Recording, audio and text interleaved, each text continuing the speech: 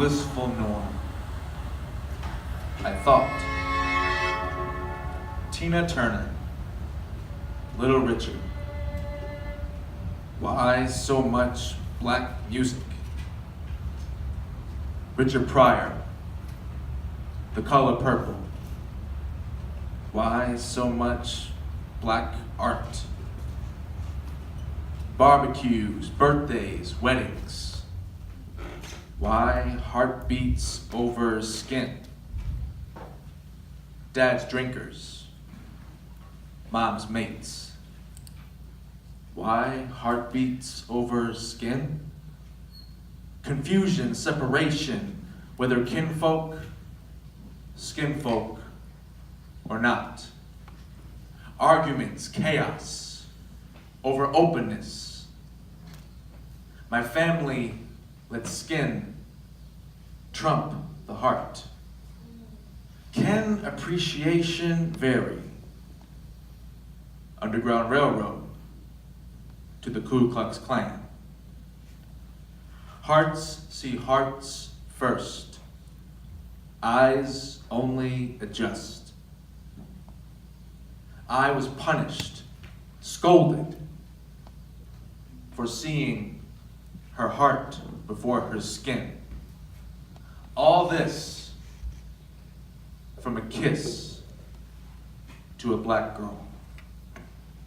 A kiss. Scratch the surface. More to tell. That was age 12. Where are we as human beings on one earth now?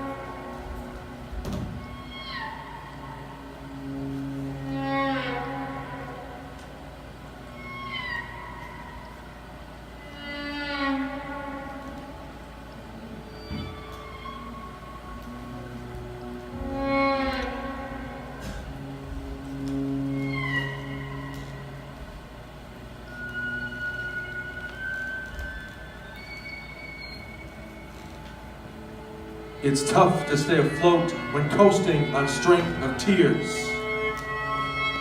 I don't need to rock the boat. Its frame is tenderly soaked. I could sink any minute. This world has many oceans of hate, seas of ignorance, lakes of turmoil, rivers of pain.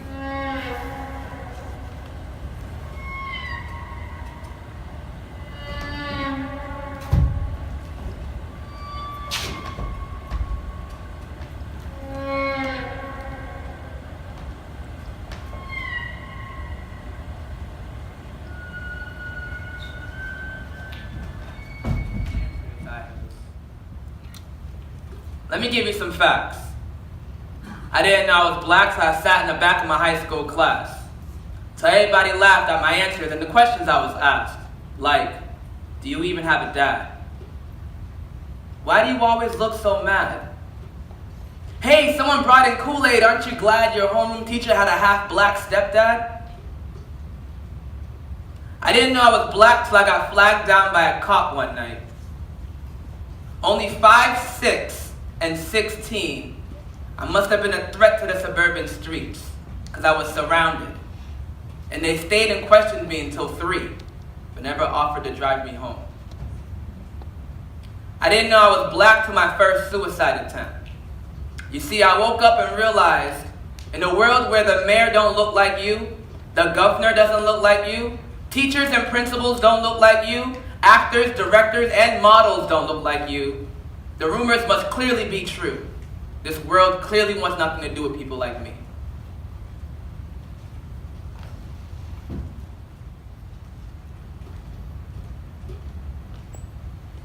I'll never forget the day I asked my mother, why wasn't I born white? The look on her face as if I slapped her with the years of oppression she's faced. She replied, never say that again. My father, a strong, black, proud man, goes to the store, comes back with a kid to help me assimilate. As he sits me on the chair, he pulls out a jar of white cream. This was the beginning. As he applies this smelly chemical to my hair, I'm reminded of all the white girls in class asking me why my hair wasn't straight like theirs. Why is my hair so curly?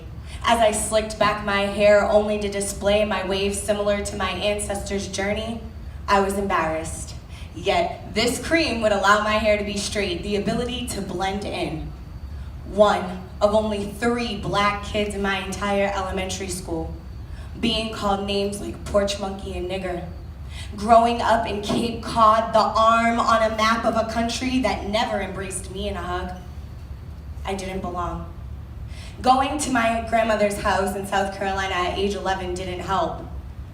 I learned of the bigotry within my own family tree. No black blood allowed on these leaves. Portuguese bloodline was not supposed to be mixed with anything, to remain pure. My genes were contaminated with black blood, so I'll never fit. Portuguese heritage was never to be taught to me. No culture, no family values, no musical roots. Why does my family reject me? Grandma called me her brown sugar baby, obsessed with my skin tone. Grandma embraced me because she broke the lineage chain when she made my mother with that black man. Never got to ask her why. Why she decided to make my life harder. I'm now in a household full of white faces and I'm displaced. My school is predominantly black, dismissed by my own people due to my white proper voice. How do you sound white? How do you sound black? Color has no sound. If it did, what would that even sound like? Yellowbone is now my nickname, along with Oreo and Mulatto. I'm now not black enough. My hair is too straight. No coils for my fingers to wrap around. Why do they discriminate against me? Haven't we faced enough? I'm tired of disparities. Light skin versus dark skin, field versus house. They want me to be pro-black though. According to them, I'm whitewashed. Colors should only be separated in washing machines. When will this cycle end? I just want to belong. I want to be accepted from both races. I am enslaved in my own skin. They tell me to go back home, but my body is my home. Why would I want to leave? Escapism isn't a choice for this vessel. I just want to belong.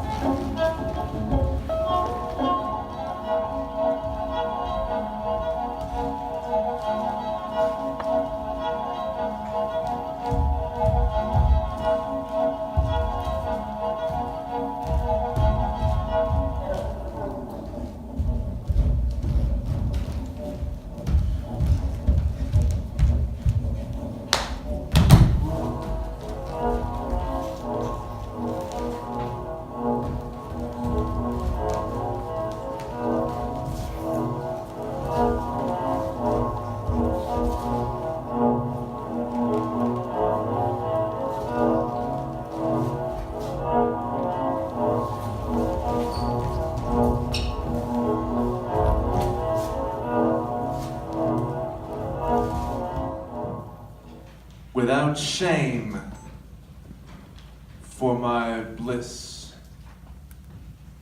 with my supremacy. I watch you, boy, from my broad porch. Now go and pick my cotton.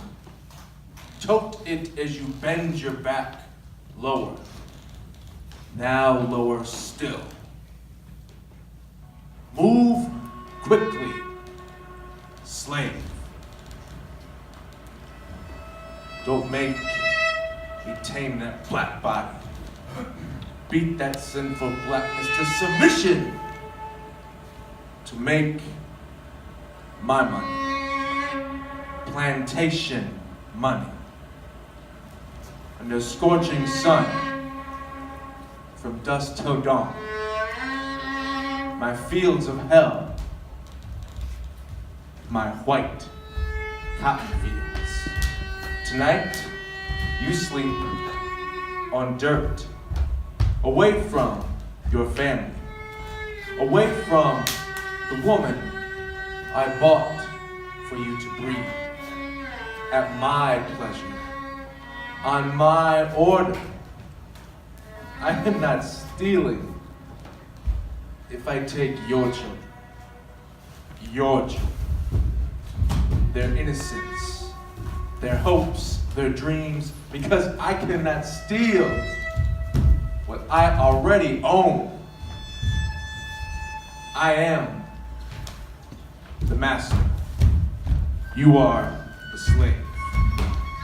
Under scorching sun, from dusk till dawn, in my fields of hell.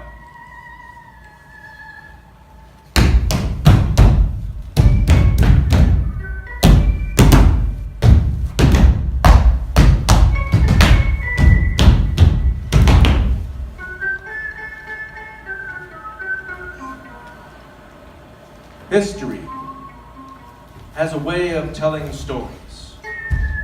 Stories, whether they are our own or others. The word other has been used to describe people of color for centuries in this country. To describe human beings as less than human. 3/5 to be exact. Exactly 3/5 of worth, expected to have 5/5 of trust for 3/5 of morals perpetrated by those who look like me. Paleface. European blood shedding black and brown blood internally with ropes, externally with shots to backs, for lack of breath, for lack of health, for lack of freedom, for refusing to be treated inhumanely by human beings who behave inhumanely. That's the legacy of my skin. That's the legacy of Paleface.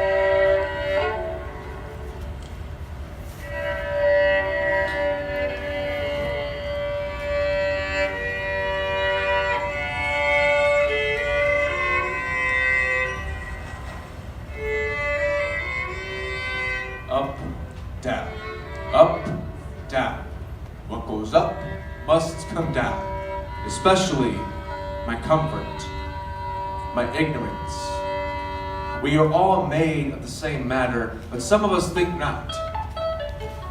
I was born with a gift only my reflection reaps.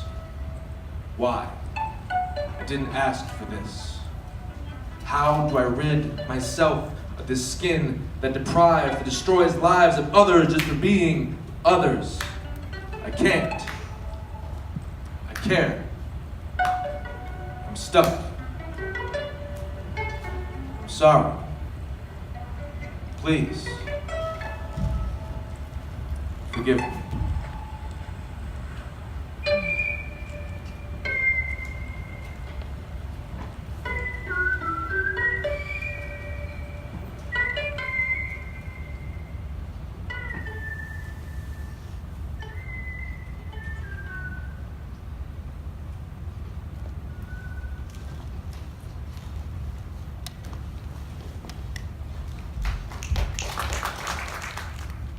PTSD.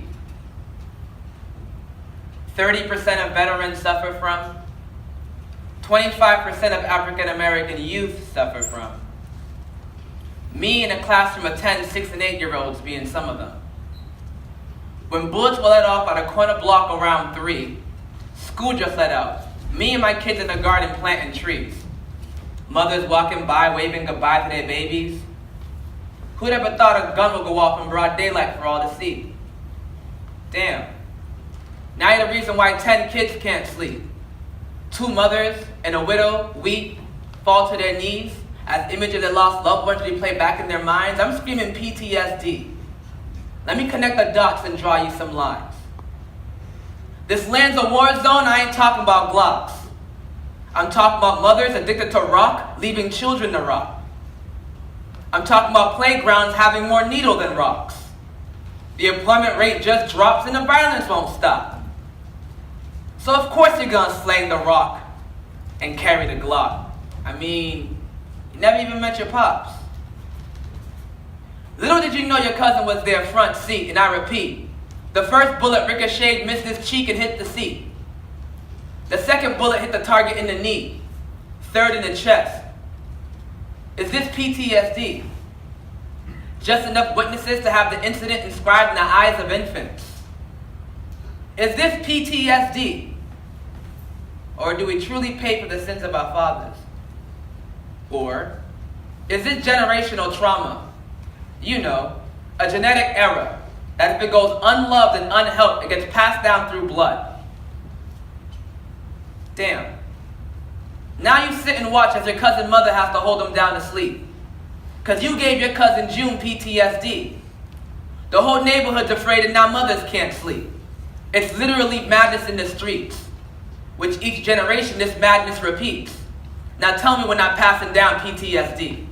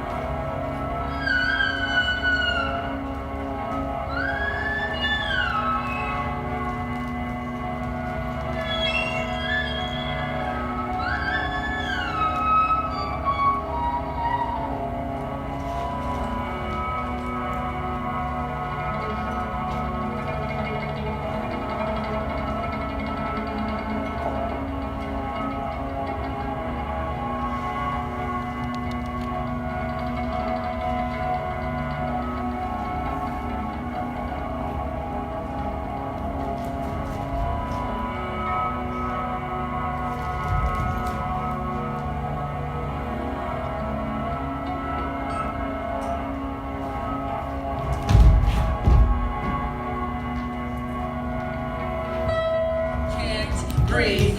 Hands up, don't shoot, please. I have no weapon. Freeze. All I have is my voice. Chalk lines. Caution tape. We hail cabs that won't stop. Too dark, too late, they don't feel safe. Go to college, obtain 2 degrees. Treated like second-class citizens. No identity, Yet check the ethnicity box.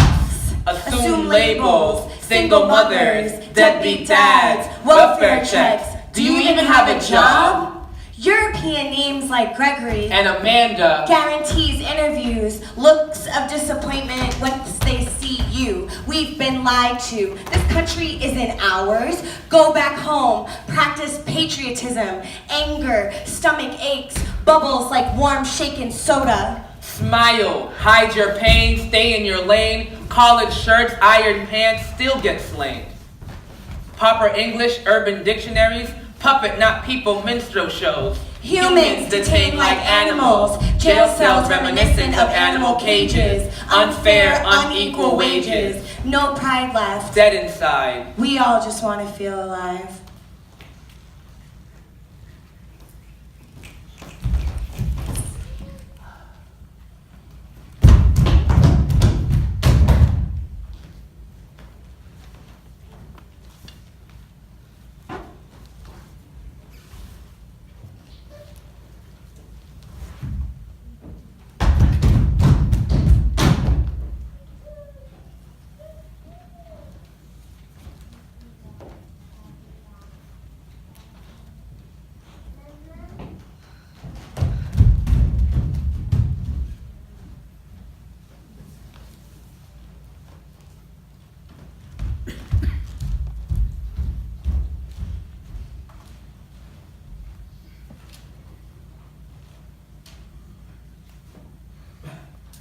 Oceans spread miles apart, divided by uninvited bodies.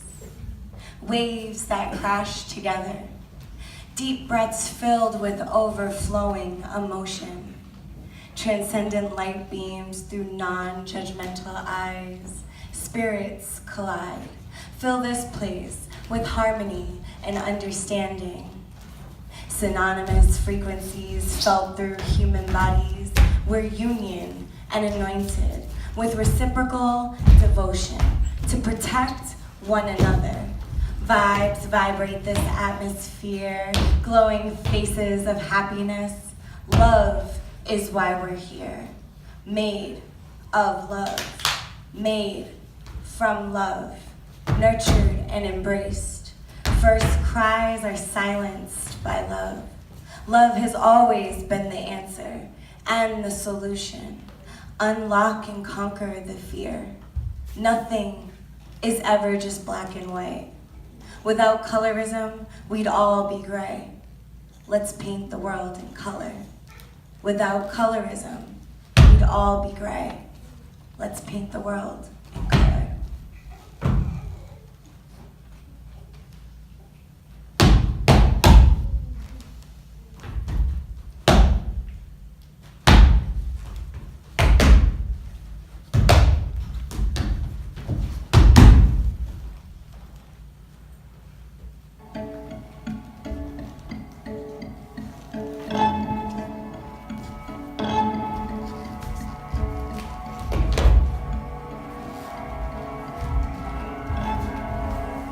Oceans that spread miles apart, divided by uninvited bodies. Waves that crash together, deep breaths filled with overflowing emotion.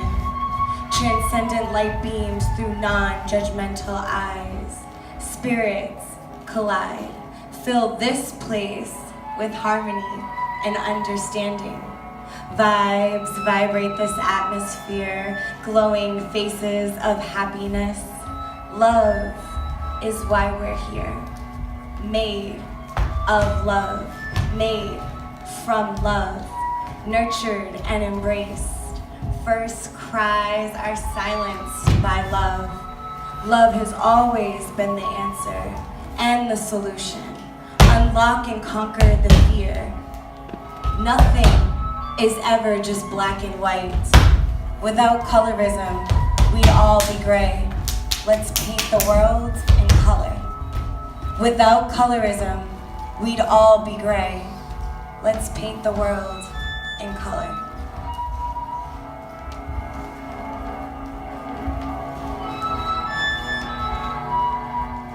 Let's start. Now let's keep it going, keep it alive. Can we ever learn to love as we feel, as we breathe, as we are? No conditions, just compassion.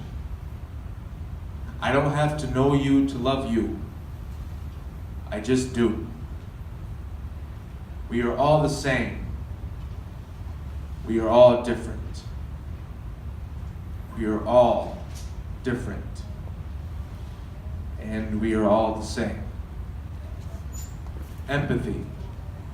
The guidelines are simple. Forgive thyself and others. To love thyself and others. You feel, you love. You breathe, you love. You are, so love. No conditions, just compassion. I don't have to know you to love you. So, I do.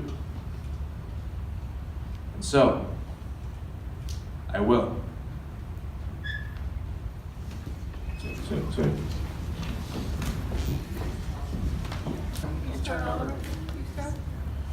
How's everyone doing tonight? Thank you. So my name is Oliver Burns, and I am one of the dancers.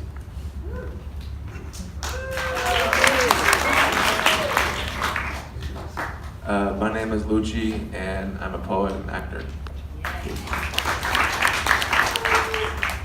Hi, I'm Mary Ellen Liakis. I'm a dancer. Lonnie Thomas, dancer. Amanda Shea, poet. Gregory Varese, I'm also a poet. Laura Hernandez, I'm a dancer as well as the heart of the piece. Hi, I'm Adrienne, and I'm a dancer. Hi, my name's Erin Washington, and I'm a dancer. Hi, I'm Carmen Bernardo, and I'm a dancer. Hi, my name's Hassan Booth. I'm a dancer. Jeremy Rithouse, and I'm a dancer. I'm Anna Meyer, and this is my husband, Jay Paris. Just so you know, we have these wonderful filmmakers all around us, and that's what I do as well. So does anybody want to talk about how they feel? I just want to know who wrote the poems. All of my poetry, personally, are all my own personal experiences that I've experienced and all my own original writing. A little bit of help from Jay and Anna. All my pieces are original poems. I've had some help and some inspiration from Greg over here, Lucci over there, and Anna and Jay. The Above the Clouds piece in the very beginning, that piece was mine originally before I met Jay and Anna, and when I presented it to them, they said it was a perfect fit. Pretty much every other poem in there, I would draft it out, and me and Jay would basically co-write it. So that's how that came about. Well, I have to thank you all. You're amazingly talented. And it's sad that this message still has to be done. I've seen it and worked for it for decades, and it breaks my heart. Continue to do this. We need it more than ever. I just wanted to say that I relate to Amanda's poem like the most, because like being a light complexion black woman, I know what it feels like to be shut out by like white people and by black people. And I feel like those topics aren't talked about enough in the black community. And I feel like colorism is a major problem in the black community, like just the like barrier between light-skinned black people and dark complexion black people. Like, it just need to be talked about more, and it really needs to be stopped, because it's like really ridiculous, because if we don't stick together and fight together, then who's gonna do it for us? So I just really appreciate you for speaking out about that. I noticed a lot of motions that were all about control and different forms of domination, both gender and racial. And I just wonder how that made you all feel. I don't really feel like any like ill will towards like my friends when they push me, because I feel like when we're in performance mode, it's performing, and we transform and we go into whatever that motion, that feeling, that character that we're asked to represent. Because outside of this setting, the performance setting, we're all silly, we're all funny, we're all loud, we all have extreme personalities. So I think our extreme personalities balance out the seriousness that we do on stage. So it does. So I think that having that balance, a dichotomy of it, really helps with our relationship. Because if we were always like that 24/7, I don't think I'd be friends with any of these people. I'll take the So about that piece where we're being pushed around, love Adrienne dearly. So picking back off of her, I don't feel no ill will. It's just we're in performance mode. Sorry, let me speak up.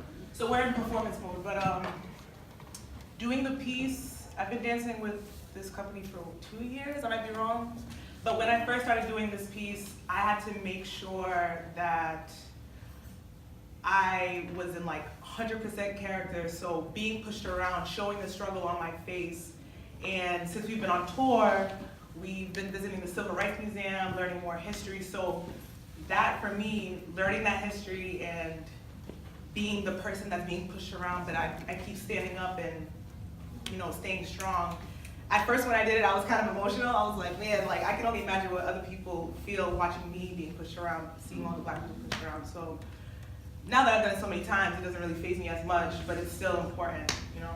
That's the other side. There's a lot of feelings and a lot of emotion that goes into the piece, like these two just mentioned. And I would say outside of here, well, in here, on this stage, we're pretty much just bringing to life past experiences and everyday energy that we feel and face in Boston, as well as throughout this tour. Racism is real, it's very subtle. Hello. So, I'm Iman. So, I came all along from Afghanistan, and tonight, the reason that I'm here, it was something like I didn't expect, to be honest.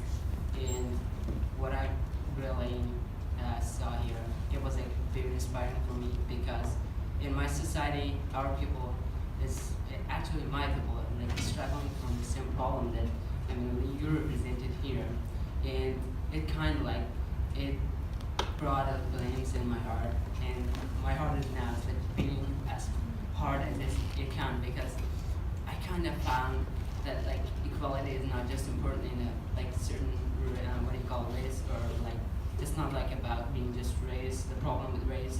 I think it's like much more of like humanity, and like I can see that how we humans got far from what we truly are, and it was impressive.